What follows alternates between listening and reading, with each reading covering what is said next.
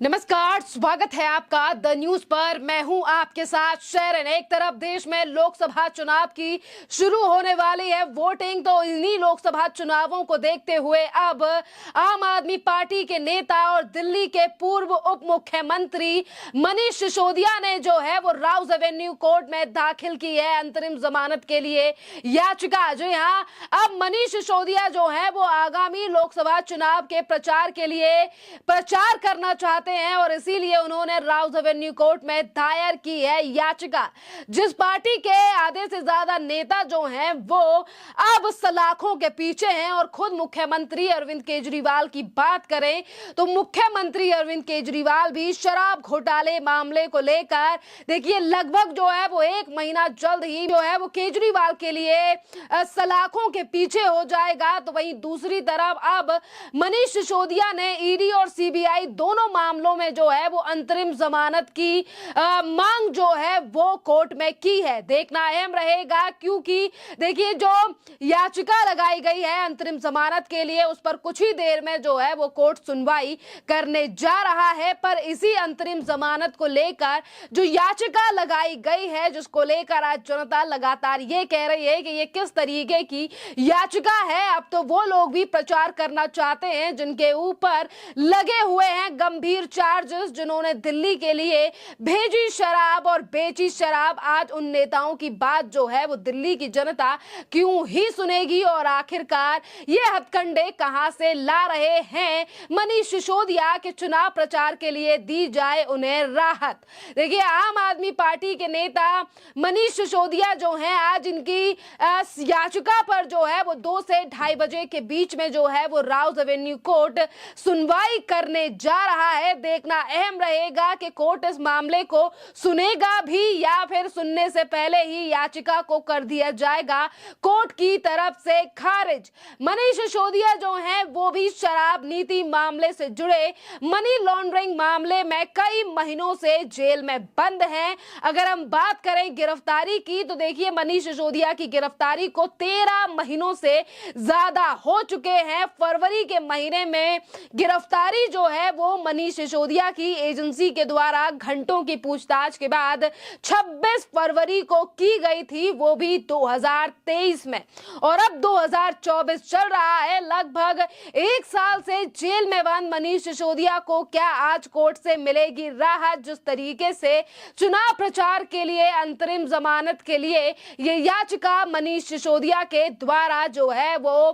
Court में लगाई गई है। पिछले ही दिनों जो है वो मनीष सिसोदिया को 10 अप्रैल के दिन जब जमानत को लेकर और तमाम मुद्दों को लेकर मनीष सिसोदिया के मामले पर 10 अप्रैल को कोर्ट में सुनवाई हुई तो उस दिन भी मनीष सिसोदिया को कोर्ट ने 10 अप्रैल को न्यायिक हिरासत की अवधि समाप्त होने के बाद कोर्ट के समक्ष पेश किया गया था और न्यायाधीश ने जो है वो 18 अप्रैल तक मनीष सिसोदिया की न्यायिक हिरासत को बढ़ा दिया गया था। यानी कि 19 तारीख से हो रही है वोटिंग की शुरुआत देश में। तो वहीं दूसरी तरफ अब नए पैंतरे जो हैं वो आम आदमी पार्टी के द्वारा अपने नेताओं को बाहर लाने के लिए अपनाए जा रहे हैं। पर अब डिपेंड करता है कोर्ट के ऊपर क्या मिलेगी आज मनीष सिसोदिया के लिए राहत या फिर एक बार लगेगा आम आदमी पार्टी के नेता मनीष सिसोदिया के लिए बड़ा झटका। क्योंकि यह पहली बार नहीं है कि जब मनीष सिसोदिया ने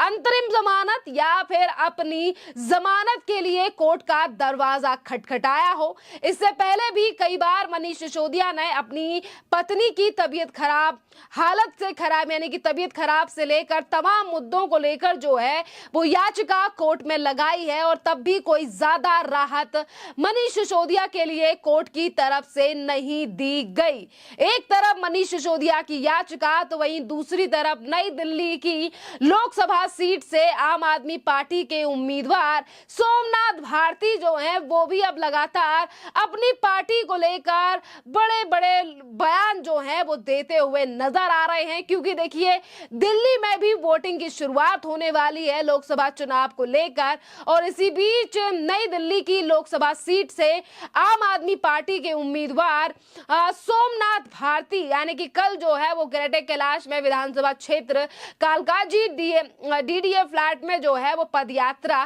कर रहे लोगों से आगामी चुनाव में आम आदमी पार्टी के लिए समर्थन जो है वो कल मांगा गया और इसी के साथ सोमनाथ भारती ने कहा कि इस बार जो है वो जेल का जवाब जनता आप जो लोग हैं वो वोट से दीजिए। और इसी के साथ सोमनाथ भारती ने कहा कि मुख्यमंत्री को गलत तरीके से फंसाया गया है, आम आदमी पार्टी सत्य के साथ है और अंत में भी सत्य की विजय होगी। सोमनाथ भारती अपने समर्थकों के साथ ग्रेटर कैलाश विधानसभा क्षेत्र के कालकाजी डीडीए फ्लैट इलाके में इन दिनों जो है वो पैदल यात्रा कर लोगों से जो है वो वोट देने की यानी कि वोट मांग रहे हैं, अपने आप अपनी पार्टी को वोट देने की अपील कर रहे हैं। और वहीं दूसरी तरफ देखिए इसी आम आदमी पार्टी को लेकर लगातार जनता भी सवाल उठा रही है। एक तरफ सोमनाथ भारती और आम आदमी पार्टी का कहना है कि संविधान को बचाने के लिए इस बार जो है वो झाड़ू चलाइए,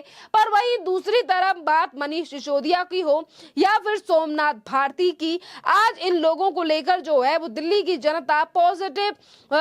रिजल्ट जो है वो देखने के लिए नहीं मिल रहा है, क्योंकि जिस तरीके से आज जनता सोशल मीडिया के माध्यम से बातें सामने आ रही हैं उस पर आम आदमी पार्टी के कैंपेन्स को ज्यादा समर्थन नहीं मिलता हुआ नजर आ रहा है। और देखिए बात करें अगर हम इन्हीं सोमनाथ भारती की जो आज संविधान को बचाने की बात कह रहे हैं, ये वही सोमनाथ भारती हैं जो कि 2020 में कई बार इनका वीडियो सामने आया कि ये किस तरीके से उत्तर प्रदेश की पुलिस को धमका रहे थे और इन्हीं के चेहरे पर इंक डाला गया था। और ये वही सोमनाथ भारती हैं जिन्होंने कभी अपनी पत्नी यानी कि धर्म पत्नी को कटवाया था कुत्तों से। जी हाँ, और यही सोमनाथ भारती आज देश को संविधान को बचाने के लिए ये कह रहे हैं कि जनता जो है वो झाड़ू को वोट दे या फिर झाड़ू चलाए। दिल्ली की अगर हम बात करें तो दिल्ली में आम आदमी पार्टी और भारतीय जनता पार्टी एक दूसरे के आमने सामने है,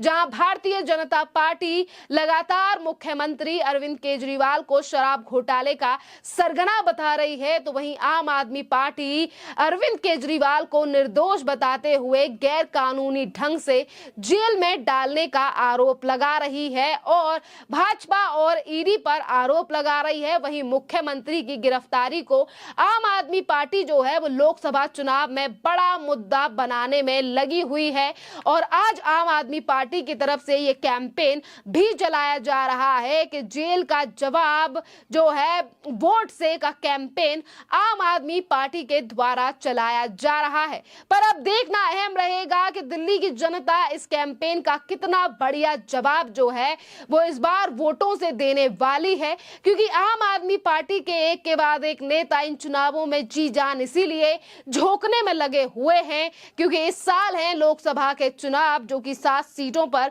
हो रहे हैं और इन 7 सीटों पर जहां बीजेपी लड़ रही है अकेले चुनाव, तो वहीं दूसरी तरफ अगर हम बात करें कांग्रेस और आम आदमी पार्टी की तो इन 7 सीटों पर आम आदमी पार्टी और कांग्रेस का पहले ही बंटवारा हो चुका है कि 3 सीटों पर लड़ेगी कांग्रेस और 4 सीटों पर अपने उम्मीदवारों को उतार चुकी है आम आदमी पार्टी। तो अब देखना, क्योंकि देखिए इस साल जो है ये लोकसभा के चुनाव हैं और वहीं आने वाले साल 2025 में दिल्ली का मुख्यमंत्री यानी कि मुख्यमंत्री की गद्दी पर आखिरकार कौन बैठेगा, यानी कि विधानसभा के चुनाव भी अगले साल हैं, जिसको लेकर दोनों पार्टियां एक दूसरे के आमने सामने दिखाई दे रही हैं और अरविंद केजरीवाल की गिरफ्तारी इस बार चुनाव पे एक बड़ा इंपैक्ट जो है वो डाल सकती है, क्योंकि यही मुख्यमंत्री अरविंद केजरीवाल अपने आप के लिए कट्टर ईमानदार बताते थे जिनकी गिरफ्तारी शराब घोटाले मामले को लेकर हुई है और आज वो तिहाड़ जेल में है। खैर, इस पूरे मामले पर आप लोगों की जो भी राय हो आप हमें कमेंट कर जरूर बताइए। धन्यवाद।